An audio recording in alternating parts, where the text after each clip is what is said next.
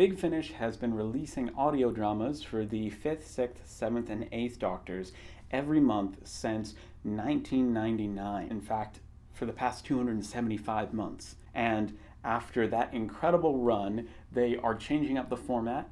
Instead of doing monthly 2-hour-long releases, they're going to be releasing box sets for each of the 5th, 6th, and 7th Doctors. They've already moved over to that format successfully with the 8th Doctor. And it's going to allow people to know where to start with the 5th, 6th, and 7th Doctors once again and dive into new adventures with them. But they weren't going to let the final 275th audio go by without doing something really celebratory, and that's what they've done with The End of the Beginning. It came out earlier this month, and this is my review of it, so let's get reviewing today on the Doctor Who Guide.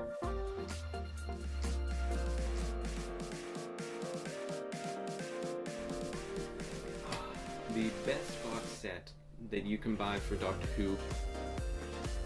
Hey everyone, and welcome back to the Doctor Who Guide, a community where it's all about helping each other grow our knowledge collection and connection with other Doctor Who fans. I'm your host, Alex Patterson, and today I am very, very excited to be giving a spoiler-free review of Doctor Who, The End of the Beginning. First off, we're going to start with a synopsis from the very BigFinish.com website, so let's get into it. The universe is in a state of crisis, facing destruction from the results of a strange spatio-temporal event. And the Doctor is involved in 3 different incarnations, each caught up in a deadly adventure scattered across time and space. The whole of creation is threatened, and someone is hunting the Doctor. The 3 incarnations of the Doctor must join together to confront their implacable pursuer. But in doing so, will they unleash a still greater threat? Well, that's a great description of a Doctor Who audio if I've ever heard one. And after listening to The End of the Beginning, the final 275th main range monthly audio, I'm excited to share my thoughts with you. Before we begin, this review is certainly not spoilery at all. In fact, I believe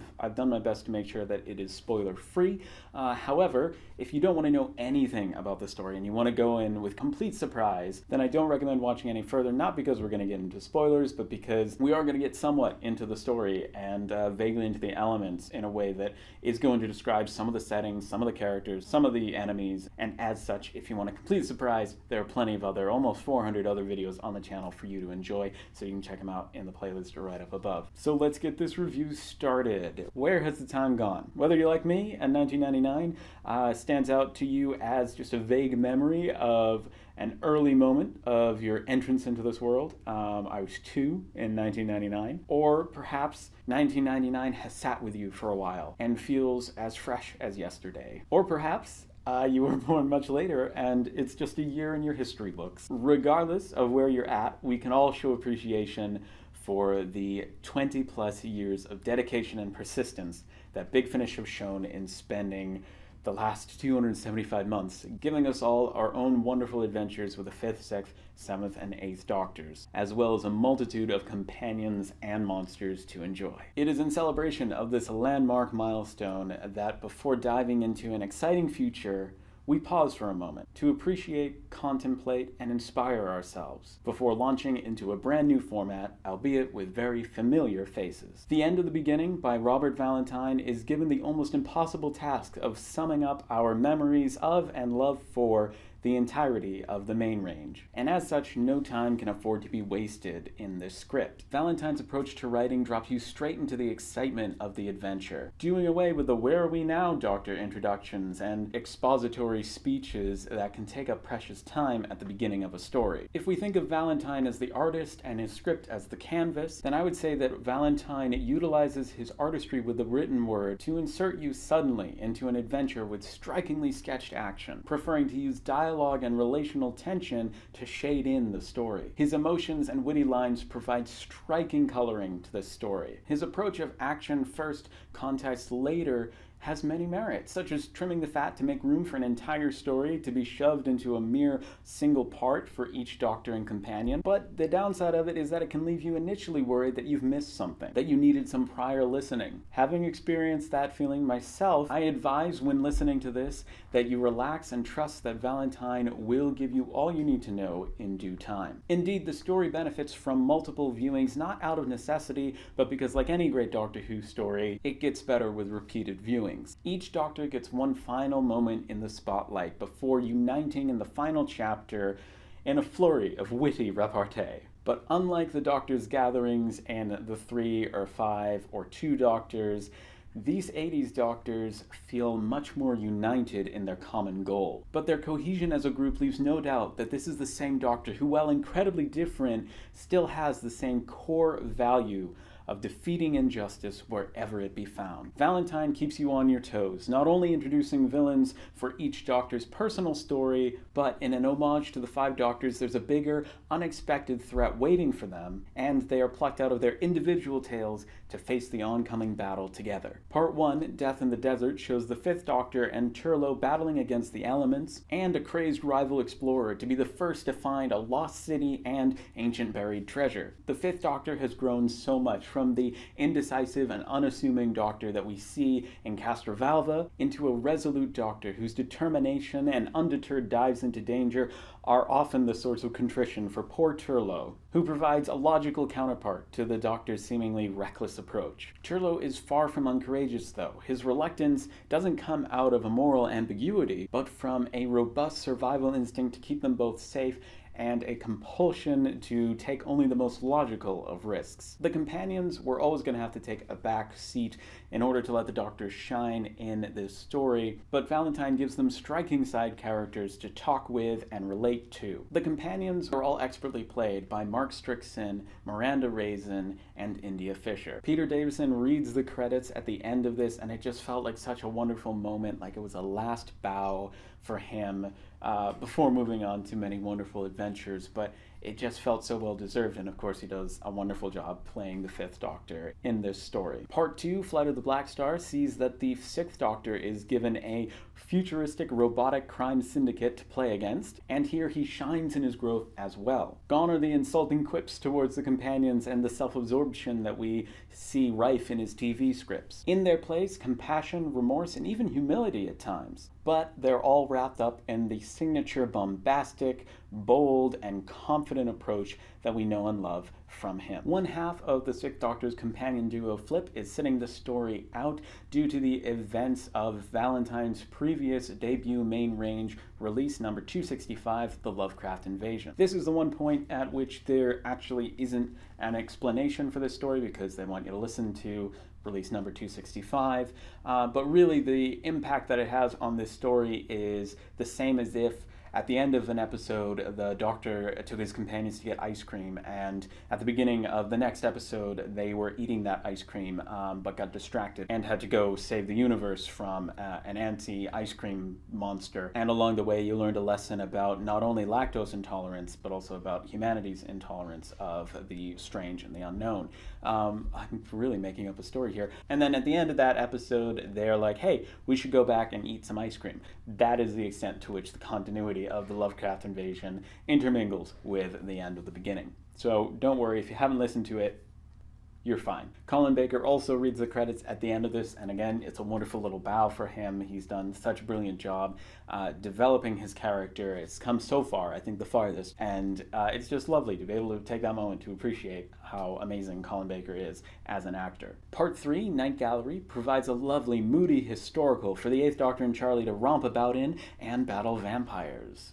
Valentine employs an incredible tact of keeping you guessing as to how the plot will unfold throughout the story, and this particular part certainly benefits from that technique. The 8th Doctor and Charlie are both in top form, and their cohesion is so good, and they're both given wonderful, juicy characters to work against and to battle against, and the emotionality, especially between the 8th Doctor and his counterpart in the story, that counterbalances the action of the tale is surprisingly touching. Charlie and the 8th Doctor are so consistently good and well balanced. It's a joy to listen to them perform, but I did find Tim Faulkner's performance kind of stealing the show just a little bit, and this part by far is my favorite of the 3 individual stories. Can't really judge the 4th part because it's got so much history, as we'll see in the moment that it represents, but also, comparing a single Doctor story to a multi-Doctor story seems really unfair. My one gripe is with the format of this story. I'd prefer to have all of the Doctors meet up and spend part 1 together, and then separate and reunite for part 4, similar to how Masterful unfolded, or to have all of the Doctors in all of the episodes of the story, so that we get the maximum amount of interaction and banter among different regenerations. My feeling of having one part for each Doctor is that if I wanted to listen to each of the Doctors separately and go, oh, how nice, that's a lovely adventure with this Doctor, I'd just listen to some of my favorite main range audios and get a fully fleshed out 4-part tale rather than one that's squeezed into a single part. That being said, I'm not going to blame Valentine for writing excellently in the format that he was given, and I can see why they would pick that format, because they'd be wanting each Doctor and companion duo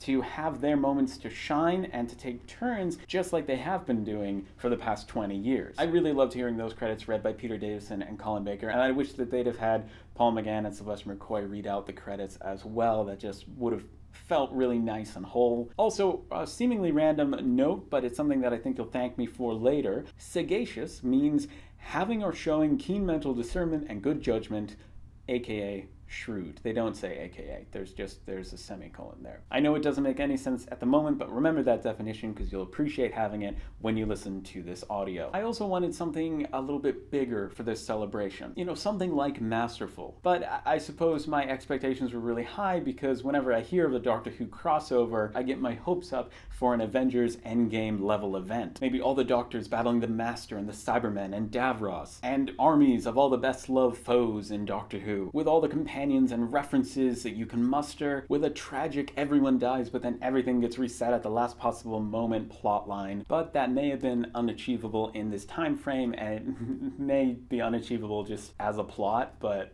I don't know. I think it would be a really cool event to have at some point. Compared to what I had hyped up in my mind for this event, it was a lower key celebration. So as long as you go into this story looking for a well-written, one last hurrah with each Doctor, and just a lovely, enjoyable finale crossover that is exciting but perhaps not mega level insane, then I think you'll enjoy this story very, very much. Part 4, The Lost Moon, sees all 3 Doctors and 3 companions plucked out of their own respective tales and thrown into a headlong battle with the villain of the story. It's an absolute blast to see the 5th, 6th, and 8th Doctors together, and I laughed out loud at some of their quips to each other, especially a back and forth that the 5th Doctor and 8th Doctor have about the 6th Doctor. I do wish that the 7th Doctor could have had a full part to celebrate Sylvester McCoy's contribution to this range, but due to circumstances he was unable to record a full part to the story, but he was able to record a cameo